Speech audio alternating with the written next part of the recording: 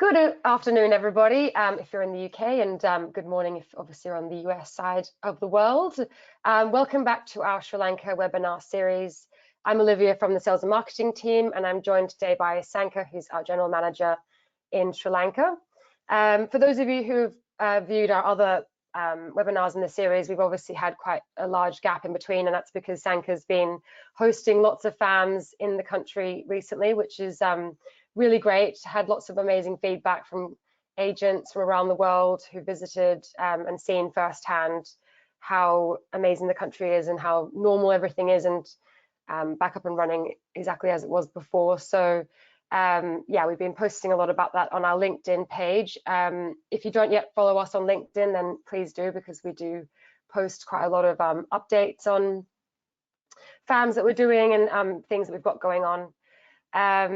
But yeah, so today we're going to talk about wildlife off the beaten track. And throughout the webinar, please do feel free to ask questions as normal, and I can either answer them as we go if it's something a bit more personal, or at the end we can do a question and answer session with Sanka. And yeah, so without further ado, I'll hand over to you, Sanka. Thanks, Liv. So welcome everybody, and thanks for your time. Before we start off, this webinar is going to be focused on the off the beaten track. So we will not be talking about Yala, Minaria, and Udavalava. So those are the three main parks that everybody knows, and these three parks are highly crowded. So the whole reason behind why we wanted to do a webinar on this aspect is to showcase that there are other areas that you can send your guests to, rather than just restricting yourself to Yala, Minaria, and Udavalava. But at the end, if you don't know about these parks, and if you want me to talk a little bit about Yala, Minaria, and Udavalava, let me know. I will be happy to talk on those topics as well. Starting off, so this is the list of places that we will be talking about today. Houghton Plains, Kumara National Park, Wilpattu, Delft Island, Waskamua, Galloya, Singharaja, Kitulgala, Boondala, Polonnaruwa. Polonnaruwa is a cultural site, but there's an interesting twist to it, so we'll be talking about that as well. And then we're coming to the sea mammals, like the whales and the dolphins in Mirissa, Kalpitia, Trincomalee, and then finally touching a little bit about Yala Block 5 as well. So when I said we are not going to be talking about Yala, I was talking about Yala Block 1. So there are 6 blocks in Yala National Park, and Yala Block 1 is the most frequently visited one, which has the most chaos, the most traffic. So Yala Block 5 is completely different area of the park, which has leopards and bears as well, and then we'll talk about it more in detail. So before we start off, just like Africa has its own Big Five, Sri Lanka has its Big Five animals as well. So a lot of people who have been to Africa and then who had visited Sri Lanka says that Sri Lanka is one of the best wildlife destinations outside of Africa because of its size. Because there are other countries like in India, you get the lion, the rhinos and everything, but still India is so big. So why Sri Lanka is famous for wildlife is because of its size. So within like 2 or 3 national parks, you can finish off the entire length and breadth of all the wildlife. So getting around in Sri Lanka is so easy, and then within like 30 minutes, 40-minute flight time, or else if you're driving like 2-3 hours, so you can be from one place to the other. And the Big Five would be leopards, sloth bears, elephants, blue whales, and sperm whales. So one of the unique selling points that we tell to our guests when it comes to the wildlife of Sri Lanka is, so we have the largest land animal right now, which is living, is the elephant, and then we have the largest ocean animal ever to inhabit Earth, which is a blue whale, which is larger than the dinosaurs and everything. So these two extremes can be seen while you're in Sri Lanka. Okay, so let's start off with Horton Plains National Park. So this is a new destination for wildlife actually. So up until like maybe 5-6 years back, everybody was using Horton Plains National Park for their guests as a hiking destination. So little by little during the COVID period, the leopards started to come out of the mountains, and then they started roaming around. Because in Sri Lanka, leopards are there in all parts of Sri Lanka. It's just that most of the leopards are very shy, so whenever they see or like sense humans, they just run away. But in Horton Plains National Park, the leopards are starting to come out, which is a good thing. And then this picture that you see is on one of the roads that we have in Horton Plains. So right now, what we could say to Horton Plains National Park is like it's not an alternative to either Yala or Vilpattu or any other national park for leopard safaris. So you can't send your clients here and then say, like you don't have to go to Vilpattu or you don't have to go to Yala to see leopards, because still the chances of seeing leopards is a little less compared to other national parks. But if you spend time here, then of course you can see leopards. And how we promote Horton Plains National Park right now is as a hiking destination and also a wildlife destination. So we came up with this concept of the big three in Horton Plains National Park. So it would be the leopards, samba deer, and wild boar. So this is providing a good mix to a round trip actually. So if your clients don't have the time to go to national parks, then they can try their luck while they are in the hill country as well. So the Horton Plains National Park is filled with samba deer. So like they are bigger than the spotted deer that you get in Sri Lanka, but like a bit more majestic when it comes to the size. And it's really cool to see them up close as well.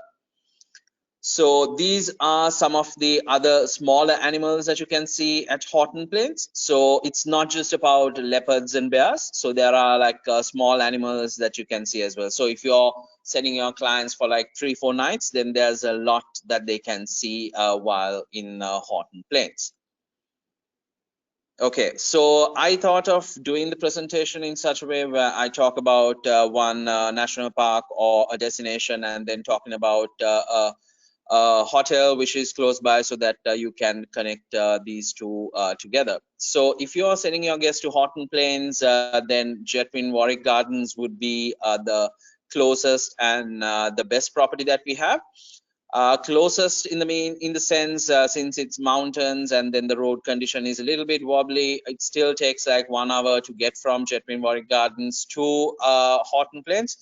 So I would say leave the hotel around 5 o'clock in the morning, leave Jetwin Warwick Garden around 5 o'clock in the morning, and then you'll be at the gate by 6 o'clock.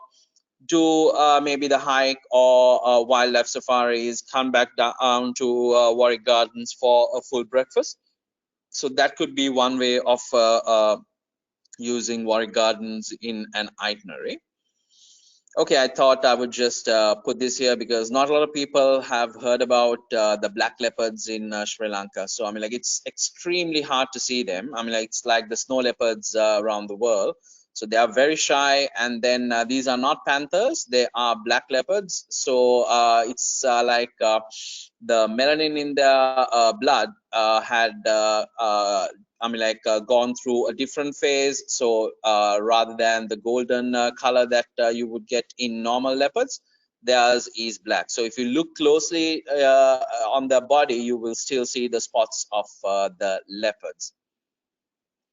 Okay, so let's move on to Kumara National Park. So there are only 3 national parks apart from Horton Plains that you can see leopards. So we still don't put Horton Plains as a leopard destination, but if we actually think about the 3 main national parks, which are Yala, Vilpattu, and Kumana. So we'll be talking about Vilpattu later on as well. So I thought I would put a map and then put a dot so that you can see where exactly the national park is located. So Kumara National Park is one of the least visited national parks in the country. So therefore its safari experience is amazing. So when you send your guests there, I mean, like, I'll be very surprised if they find another tourist jeep, or like even the locals. There won't be like 4 or 5 jeeps maximum, unless otherwise it's like a long weekend or something. So the safari experience here is beautiful, and then this is one of the very few parks where you can get down from the jeep and walk around, because there are some cultural sites inside the park as well. Because like couple of centuries back, there were human civilizations, and then like 1,000 years back there was an ancient civilization here. So lots of remnants from those bygone eras are there. So apart from the wildlife aspect, there are some cultural and heritage sites that you can see as well.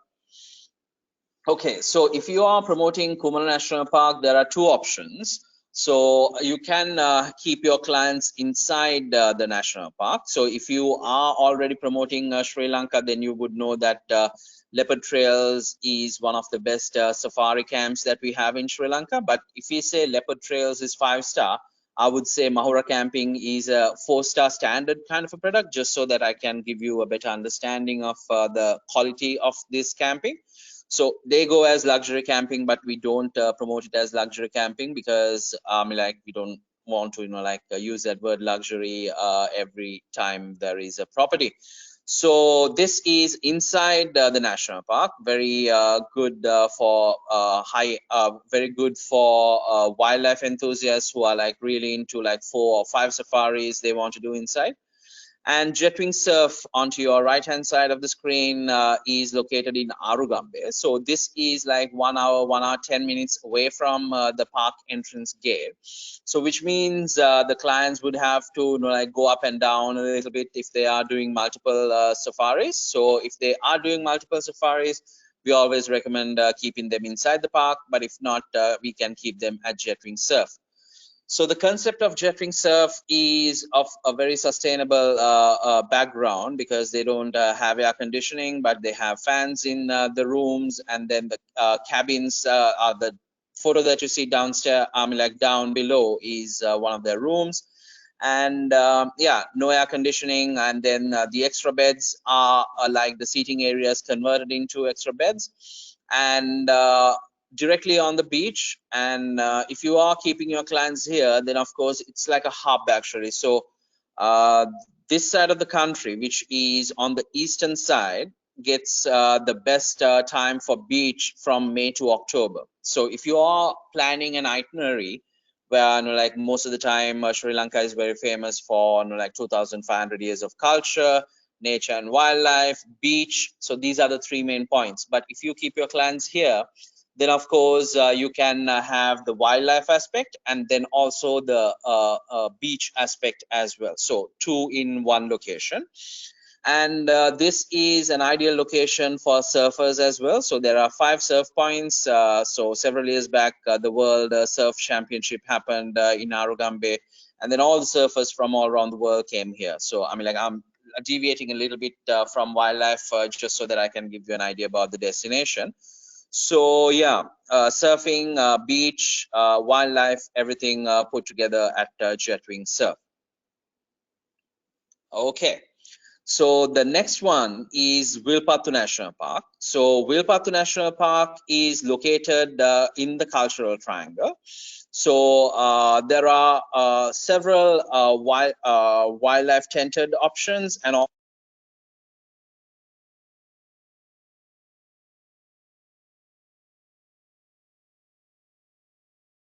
the bears and all the other animals that you would find in Sri Lanka as well. And I would say if you have to choose between Yala and Wilpattu, I would say go for Wilpattu, because this is the largest national park in the entire country. So therefore, like you don't get to see a lot of jeeps, but of course there are jeeps. But if we put it as Yala being the most busy one, and then Wilpattu would be the next one, and then Kumana would be the least busiest actually. Okay, so these are some of the accommodation options that you have.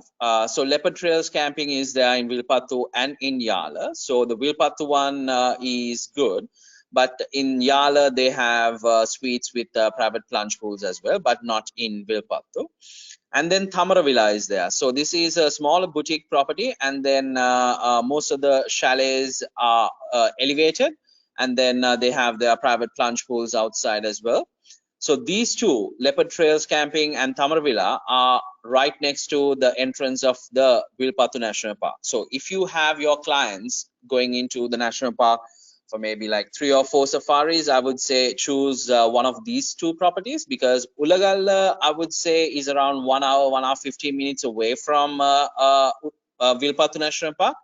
So unless otherwise you just want to go into the park for like one safari, it doesn't make sense to go up and down like 1 hour, 1 hour every time you are staying over at Ulagalla. So how you can put Wilpattu National Park with one safari with Ulagalla would be stay at Ulagalla and then do the backroad cycling in Anuradhapura in the morning, and then in the afternoon go to Wilpattu to do the one safari. Okay, then we have the Delft Island. So Delft Island, as you can see from the map, and the dot is at the top corner. So it is an island which was used by the Portuguese in the 16th century for trading. So they traded slaves and horses here. And there are so many ruins in the island as well. So it's more like a wildlife and cultural experience that you get here. And here there are about 2,000 to 2,500 wild horses running around freely in the national park. So this is the only place where you can see wild horses, because wild horses are not there anywhere else in the country actually. So when it comes to the accommodation, we have Jetwing Mahesa Bhavan, so which is in Jaffna. So to get to Delft Island, you need to do like a 1 hour boat ride from the mainland, and then Jetwing Mahesa Bhavan is in the mainland, not inside Delft Island. So this is a smaller boutique property. I mean, like I would say around 4-star standard kind of property that we have, but tastefully done, small 1 to 4 bedrooms that are there, and ideal for a family or friends traveling together, where you can take over the whole place and then you have exclusive use of the property.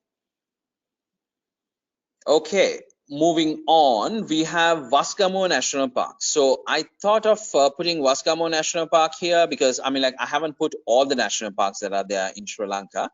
But I thought of putting Vaskamo National Park because I'm not talking about Min area and Udawalawe, which are famous for wild elephants. And then Vaskamo National Park is very famous for wildlife, wild elephants as well, but there are no leopards or bears here. So the reason why I put this here is because if your clients don't want to go into a crowded park, Vaskamo would be an ideal place. So, I mean, like, normally they would fly in or drive to the cultural triangle, do the cultural sites like Sigiri, Dambulla, Polonnaru, those sites. And then from Dambulla, it's just 1 hour 45 minutes to Vaskamo National Park. So we can do it on the way to Kandy, where if you're staying over at Santani. So in the morning, you can check out at around 8 o'clock from the hotel, and then go to Vaskamo National Park, do the safari. See, the thing is, like, normally we would encourage our guests to go to a national park very early in the morning or in the evening, because the leopards and bears are so focused on the heat of the day. So I mean, like, they are very lazy, they don't come out during the day, and they are going into shaded areas.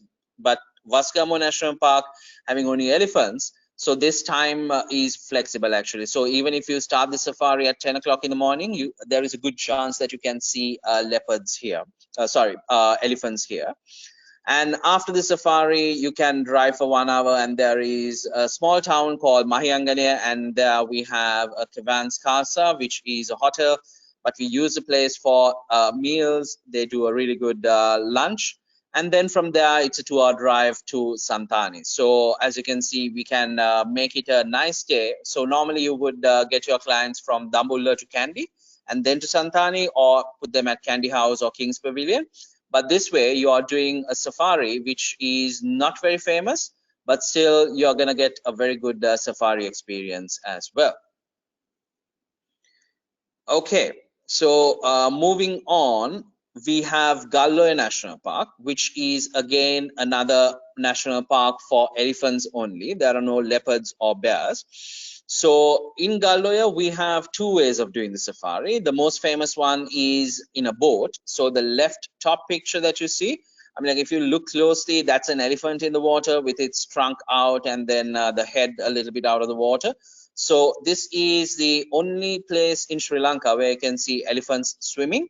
So it's quite cool actually, because you're going in a boat and then you have elephants swimming right next to you. I mean, like it's not guaranteed, but still, if you are lucky, then you are getting a glimpse of these majestic, beautiful animals swimming right next to you. And there is a jeep drive inside the Galloy National Park as well, but we are very particular in promoting it as a nature drive. So we don't say it's a safari because the chances of seeing elephants inside Galloy National Park is a little bit less. So I mean, like if we say it's an elephant safari, then of course there is a good chance that the clients could get a little bit disappointed. But still, it's an amazing drive, and then we come to a huge river where we have lunch or breakfast depending on what time of the day you go into the park, and it's a nice scenic drive that you do as well. So down below you have the Monkey Mountain. I mean, like if you look closely on that rock which is closest to us, which is closest to the screen, there are some people climbing to the top. So this is a complimentary hike that the Galloy Lodge is offering. So it happens early in the morning, and then you go to the top of this Monkey Mountain, and then you get to see this amazing view of the entire place. So this is Galloy Lodge. This is the only property that we can recommend. I mean, like there is another property which came out recently as well, but this is a tried and tested one, boutique concept. But we have to explain a little bit about this property before putting our guests here, because it is, I mean, like so focused on sustainability. No air condition, fans are available in the room. And then part of the washroom is open to sky, because the shower area could be open to sky. And we tell that because sometimes clients could get a little freaked out if they have to go to an open sky area to have a bath in night. I mean, like not everybody, but still some could. And the Wi-Fi connection and mobile signals in this area is very low, so we always tell this to our guests as well, because sometimes when they are on holiday, they sometimes take work calls. We tell them in this area there is a good chance that you will not get coverage or mobile data. So they are improving the situation little by little, but still until it becomes 100%, we still say, you know, like there is a good chance that you will not get mobile coverage here. Okay, so moving on, we have the UNESCO Sinharaja Virgin Rainforest. So this is one of the last remaining virgin rainforests in Asia. So it is UNESCO protected, and then there is so much that you can do. I mean, like so much of flora and fauna. There are, I mean, like waterfalls that even don't have names still, and there are areas in the virgin rainforest that have not been explored. So there's a lot that you can do. But since the nature is so pure, the leech factor comes into play as well. So I mean, like we do provide leech socks, but we always tell the guests, so there is a good chance that you can encounter leeches. And then this is a very good spot for bird watching as well. I'll be talking more about bird watching later on. So this is the accommodation option that we recommend for guests who want to go into Singaraja Rainforest. There are two entrances. So we are going from the lesser known entrance, because everybody is going from the main entrance, which is highly crowded, lots of guest houses there, lots of birders going from there. But we take the other entrance because this is the Denia entrance. And it's another sustainable product that they have come up with here as well. As you can see, container boxes converted into rooms. So down bottom right, you can see the interior of the room. And yes, so it's, I would say, a 4-star standard product. Okay, moving on, we have the Makandav rainforest, which is in Kitulgala. So for those who already know about a little bit about Sri Lanka, you know Kitulgala is famous for whitewater rafting. So this is the forest area that is surrounding the whitewater rafting area. So if you have been there, then you would see that the whitewater rafting happens in a very jungle area. So I mean, like this small river is not where the whitewater rafting happens. This is like inside the forest. but just to give you an idea about the context of the place. So this again is a very good place for bird watching. And as you can see, a lot of people go there to have a dip in the water as well. So when you are sending your guests, you can always say, if the clients are adventurous, take a change of clothes and take a towel from the hotel so that you can spend some time in a natural waterfall. And this is the accommodation option that we have in Kitulgara area. Palmstone Retreat, two rooms are there. Each room has a private plunge pool and then lots of space there. And moving on, we have Boondara National Park. So Boondara National Park, I would say, is closer to Yala. So you don't have to, take your guests somewhere else other than the accommodation in Yala to visit Boondara. So Boondara doesn't have leopards and bears, but it has everything else. So Boondara is a very big hotspot for birds. So if you are clients are bird lovers, if they are interested in bird watching, then of course I would say Boondara is a must.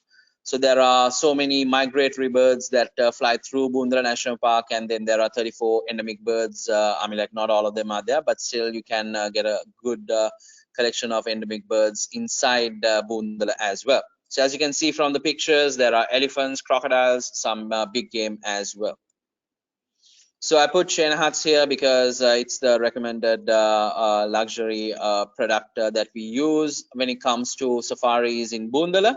So it's like a 50-minute, 1-hour drive from Ugal Chain Huts to Boondara National Park. And if you are not sending your clients to Yala, then of course you can keep your clients in say Tangol, maybe Aman Valla, and then it's like 1 hour, 1 hour 15 minutes drive to Boondara National Park. So it's in between Yala and Tangol. So this is a cultural site actually. So most of you who are promoting Sri Lanka would know Polonnaruwa as a UNESCO World Heritage cultural site. So, but long time back, the monkeys took over the entire cultural site actually. So Disney came to Sri Lanka, and then they came up with a movie called Monkey Kingdom. So it's a nice movie about some monkey families, and then there are different types of monkeys. We'll be talking about primates later on. So if you have any clients who want to see the monkeys in the wild, so we have an experience called Walk with the Monkeys. So it is a natural, it's set up in a natural area. So what we do is like we go into the cultural site, and then we have naturalists who would be taking our guests at around 5:30, 6 o'clock in the morning, and then watch the monkeys waking up, grooming themselves, the smaller ones playing, and then finding food. So it's like so cute. So for families, this is an ideal experience that we can do while staying in the cultural triangle. So closer to, inside Polonnaruwa, we have Eco Lake House. So this is again a boutique property. I would say about 4-star plus kind of a boutique place. Tastefully done, not a lot of rooms, and then as you can see, the entire property is surrounded by a man-made lake. Okay, so now let's move on to the ocean mammals. So there are 3 places that we do whale watching and dolphin watching. The first place is Mirissa. So before I tell you why and how you are going to send your clients to which area, so the whale and dolphin watching happens based on the monsoons of Sri Lanka. So there are 2 monsoons, the 2 main monsoons that are happening. So from November to April, there is a monsoon that is happening from the eastern side of the country. So that's why when during the months of November to April, when the monsoon is happening on the eastern side of the country, the beaches of western and southern coast are very famous. Everybody is flocking to those areas, and vice versa. So from May to October, the monsoon is happening from the western side of the country, and then everybody is going to the eastern side. So because of this monsoon, the whales also can feel the ocean being very rough, and they don't like it, and then they move with the monsoon. So Mirissa, being on the southern tip of Sri Lanka, The whales are okay. So the whales are coming into Sri Lanka from Cape Town, and then they migrate all the way to Trincomalee, and then they go towards Singapore, and then they keep on repeating this every year. So when the whales come into Mirissa, say from early October, they start coming into Mirissa, and then they are there until early April. So this is the time between late October to early April is the best time for whale and dolphin watching in Mirissa. So here we have the Sri Lanka luxury yachts, and then you can privately book the yachts, and then if the clients are having a tight budget, then there are shared ones, boats that you can go in as well, but we don't recommend that for very high-end guests. And yes, in Valigam, in Mirissa, like 30 minutes away from Mirissa, we have Malabar Hill, which we recommend for the whale watching guests to go and stay there. I mean, like, this is a 5-star luxury product. So I would say Malabar Hill is, I mean, like, if your clients ask for a bohemian style product, then of course Malabar Hill would be the ideal one. So the architecture is a bit different. So it's not 100% Sri Lankan, but it is more of a Rajasthan type of architecture. So it's good because every time during the round tour in Sri Lanka, they will be staying in very local, authentic Sri Lankan manor houses. And then this could be an ideal place for a little bit of a twist in the culture and then the architecture. So as you can see, all the rooms have private plunge pools, amazing views from the rooms. And they do recommend a villa just for 2 people, but if you want to put a third and extra additional person, then of course it's going to be a mattress on the floor. So it's tastefully done, the mattress, but still it's not going to be a proper bed, which we always recommend. And then this is an adults only property. No kids below 12 years are welcome. Okay, so going to the second destination for whale and dolphin watching, which is Kalpitia. So I took out the word whale from here because we would only recommend dolphin watching, because in Kalpitia we don't have the luxury yachts or the really good quality boats that we have down south and in Trincomalee. So Kalpitia is more of a destination for adventure clients because you get to surf, and then kite surfing happens in Kalpiti as well, and it is closer to Vilpattu National Park. So when you're sending your guests to Kalpitia, then we would have to say that it's a 4-star product, and then this boat is something similar that you would get for dolphin watching. So the whales are there, but it's just that you will have to go a little bit deeper into the Indian Ocean. But with the size of the boats, we don't recommend going that far in because the boats are very small, and then the waves keep on hitting the boat. Then it gets a little bit uncomfortable for the people inside. So that's why we say only dolphin watching in Kalpitia. So this is Kodu, which is the only recommended place in Kalpitia for your guests. So it's a new property that came up. So everything is like prim and proper. The rooms are tastefully done, and it is a lagoon facing property. Then the third and final marine mammal destination for Sri Lanka is Trincomalee. As you can see from the map, it's on the other side of the island, which is on the eastern coast. So whale and dolphin watching can be done. So the luxury yachts, the good boats, everything is here in Trincomalee. And the Trincomalee whale watching season starts from May going all the way until late September. And this is the time that you can put your clients for the whale watching.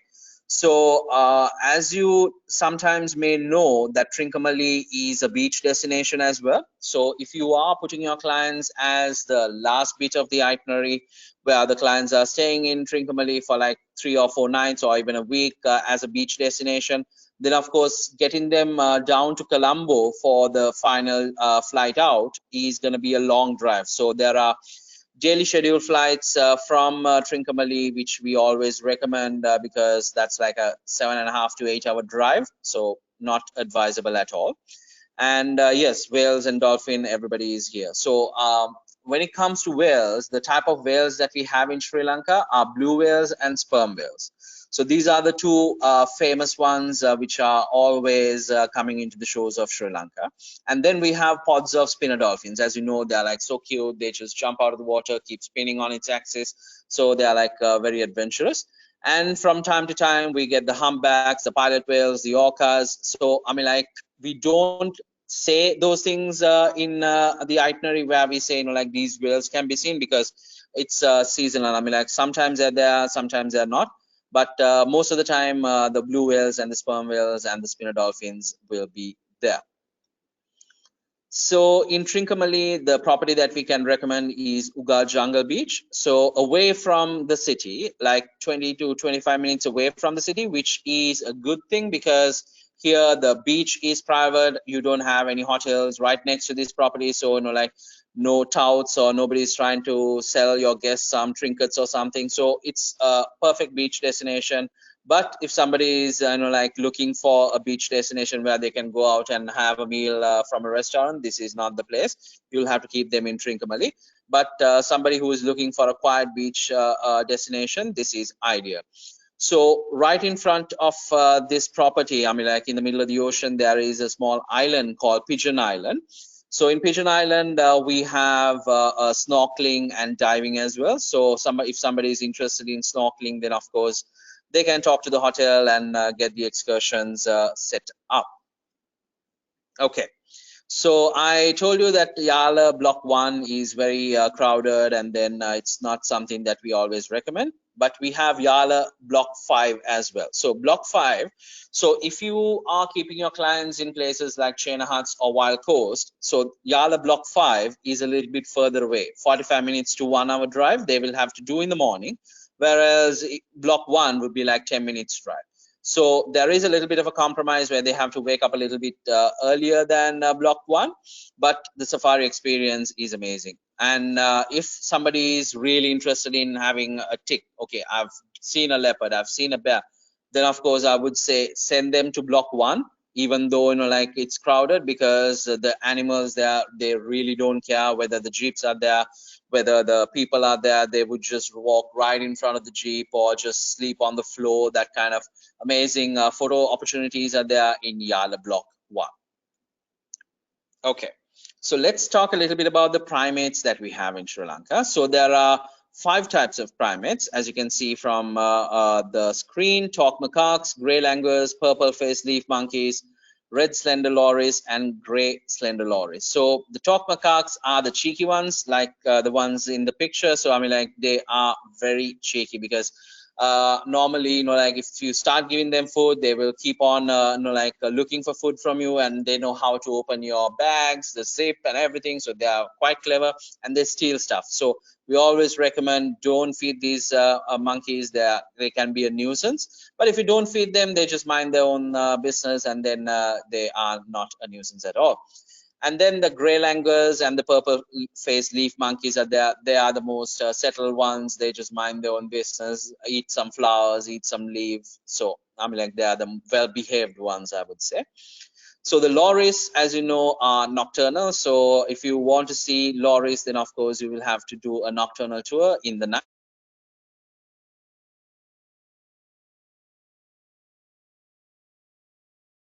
One such place is Jetwing Villiana, where they have inside the property there are loris living. So I mean, like, they have a guided tour after dinner. I mean, like, you don't have to stay in Jetwing Villiana, but you can do it as an excursion as well. But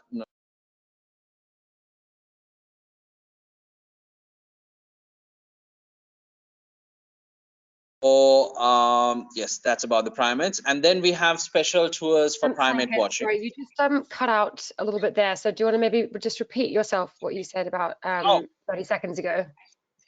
sorry. Okay.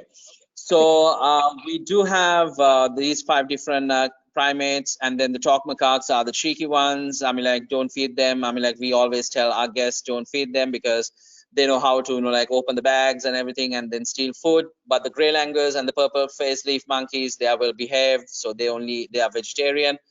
And then we have the 2 lorises. So these lorises are nocturnal, so you will have to do a night tour to see them. so they only come out at night. And then Jetwing Villuena would be the ideal place for that, and then there are several other places as well. And so Jetwing Villuena, right after dinner, they have their naturalists who takes you around. They have the red light torches, and then you can do some loris watching there. And yes, so apart from that, we have specialized tours for primate watching. So I mean, like, some people, they don't want to see leopards, they don't want to see elephants, they are so focused on primates. So for those kind of specialized tours, we have specialized itineraries as well. So we don't use the normal guides for them, so we do use specialist guides. So we have wildlife guides who are like so in tune with nature, and then they are very good bird watching guides as well, because they can listen to a sound of a bird and then identify without even seeing the bird. So, you know, like, they are really well, I mean, like, they are really well experienced in these type of wildlife tours. So if you have any primate watching inquiries, then let me know. I can send you that itinerary. Okay, moving on, we have birds in Sri Lanka, of course, and then there are 34 endemic birds which can't be found anywhere else in the world. So they are only living in Sri Lanka, these 34 birds. Owls, small jungle fowls. I mean, like, it's very cute. So we do have books which are like guidebooks that are that we provide to the guests, where, you know, like, it's a tick box actually.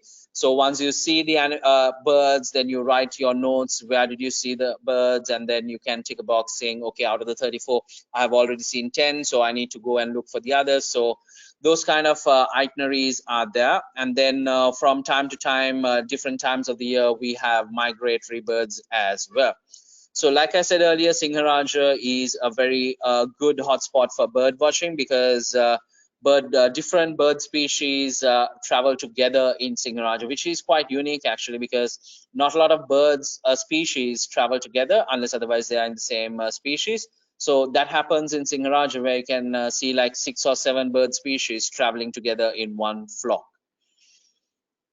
Okay, so then we have sea turtles. So there are only 7 sea turtle species in the entire world, and 5 of them come to Sri Lanka. So the thing with sea turtles is like, when they get when their eggs hatch, and then when they are released back into the ocean, they remember that exact spot. I don't know how, but they remember in their dreams, where when they grow and when they want to lay eggs, they come to that exact beach to lay eggs, like clockwork. So, you know, like, we have so many different varieties of sea turtles coming in. So turtle hatcheries, 50-50 kind of an experience. So we always explain the purpose of turtle hatcheries, because some guests who are like so into wildlife would see this as, okay, so the turtle hatcheries are keeping turtles in these areas. But the turtle hatcheries are doing a little bit of a good thing as well, because there are people who are stealing these eggs once the turtles lay eggs, and then they sell it to different people and then to different restaurants. And the turtle hatcheries, what they're doing is like, they are buying these eggs, and then they are not planting, putting them back in the sand, and then once the turtle eggs hatches, the turtles will come to the surface, and then they have 4 different tanks actually. So day 1, day 2, day 3, and day 4. So after day 4, all those baby turtles get released back into the ocean. So we give the clients the chance, to release baby turtles as well. That happens in the evening actually. So why we do that in the evening is because when the sun is setting on the western side of the country, the sun will be directly at the end of the ocean. So the baby turtles will see this light, and then they will start swimming. So if we do the turtle releasing during the day, then they will be disoriented, and then they would know where to go. So that's why we do it in the evening. So when you're putting turtle releasing in your itineraries, remember to put it in the evening during sunset hours. So the sun sets in Sri Lanka around 6:15. So I would say around 5:30ish, we go there, have a look around. So, but like we always explain, there are 2 sides to this turtle hatcheries. So some of the nocturnal tours that we have are here. So the lorry is watching. So in Sri Lanka, night safaris are not there, so you can't go into the parks in the evening after sunset.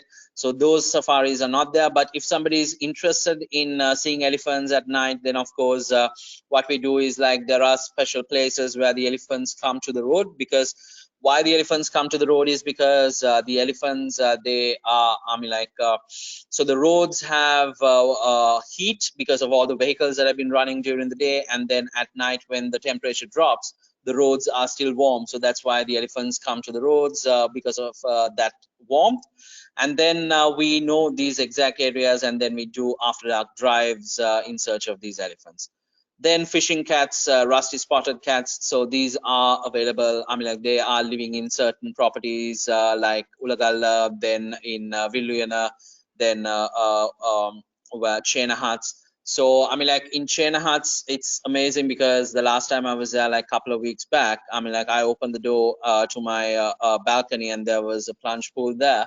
And then I found a tusker there drinking water from my plunge pool. I mean, like, it freaked me out for like a minute, but it was an amazing experience. So once the elephant saw me, like, it just moved away. So, but that was like an amazing experience that wildlife enthusiasts would like.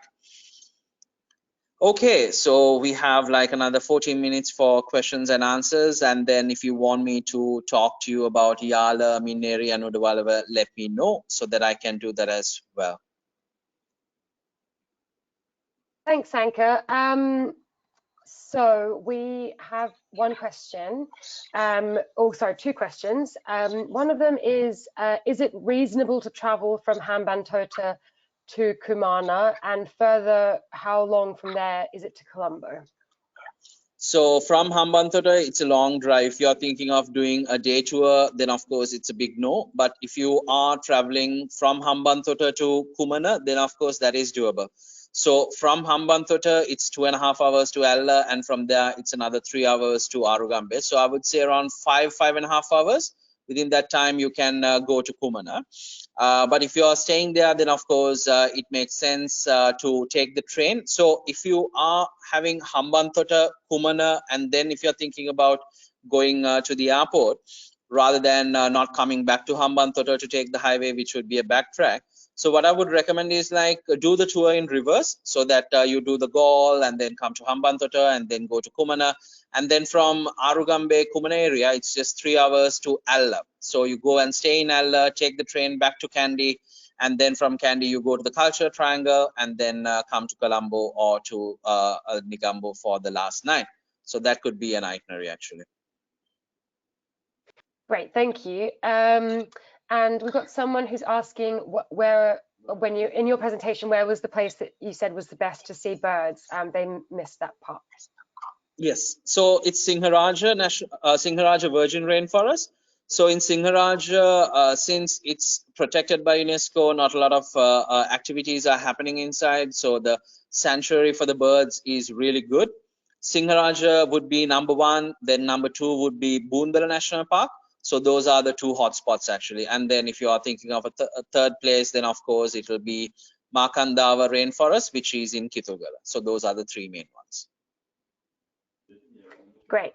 And is Horton Plains accessible from Ceylon tea trails? Yes, you can do that, but it's going to be a long drive because Horton Plains is in Norelia. So Ceylon tea trails to Horton Plains would take around 2.5 hours. I would say it's not ideal because, as you know, everything that we do inside the Horton Plains is done early in the morning. So to wake up that early in the morning and then to drive to Horton Plains and do the activities and come back would not be ideal. But you have the option of Goatfell, which is in Norelia. So from Goatfell to Horton Plains would still take like 1 hour, 1 hour, 15 minutes. But if not, if you are having like a 4-star kind of an itinerary, then of course I would say go for Jetwin Warwick Gardens. But at the 5-star level, the closest would be Goatfell in Norelia. And we've got another question, which is it ever possible to swim with whales? Okay, so that is something that we do have in Sri Lanka, but we do not recommend that because there are some parts of the world where the swimming with the whales happens in a responsible way.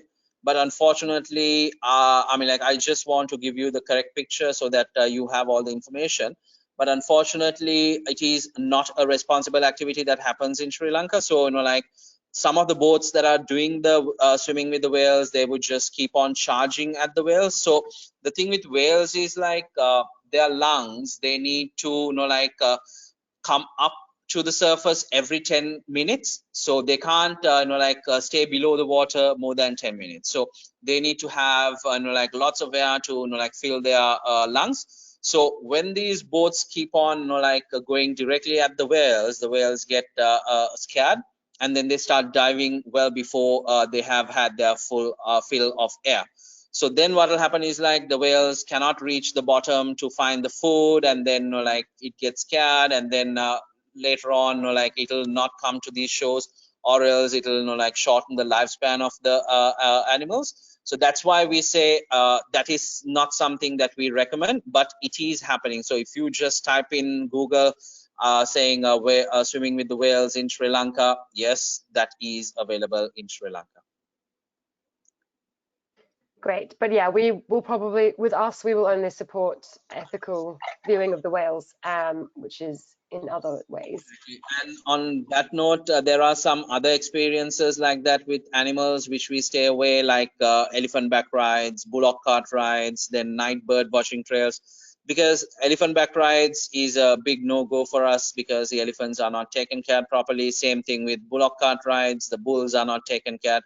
And then the night bird watching also is something that we, put it in a blacklist because most of the guides, not the guides that we have, because at night the guide will not be with the clients because the guide will be outside because the boutique properties don't provide accommodation for guides. So they have naturalists in these properties, and then these naturalists, they do night bird watching tours.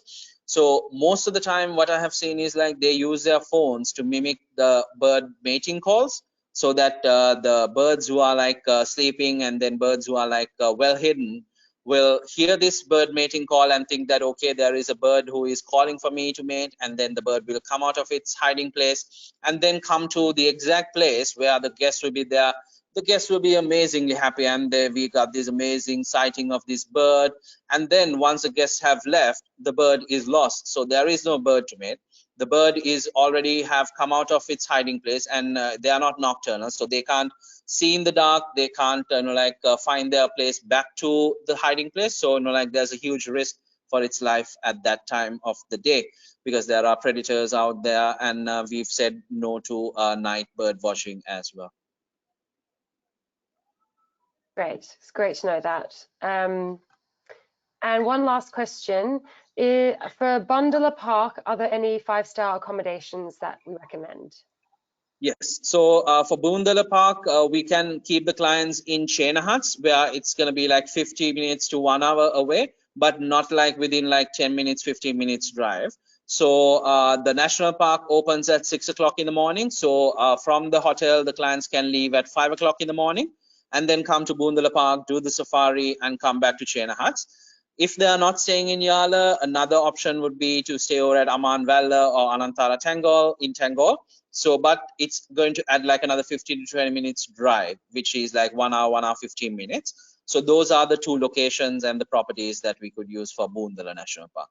But if the clients are like hardcore birders who want to do like morning, evening, like 6 or 7 safaris, then we have the option of camping inside the national park. The one camping supply that I showed you, Mahura. So they do camping inside the national park as well. So you don't have to drive anywhere, like you're already inside the park. So at 5:30 in the morning, you can start the safari from there. Amazing, thanks, Sanka. And oh yes, so there's someone who's put through quite a few questions just there, and they've said that they're working with Z right now on a trip for January 2024. So that's great to hear.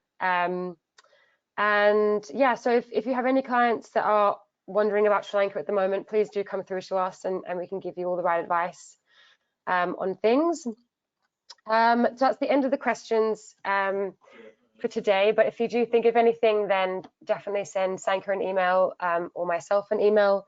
And yes, please stay tuned for our next topic, which we will announce in the future for our webinar series for Sri Lanka. But yeah, thanks so much for everyone today, and thank you again, Sanka, for joining us. Thank you, everyone. Thank you. Great, we'll speak to you soon. Okay, bye. Bye.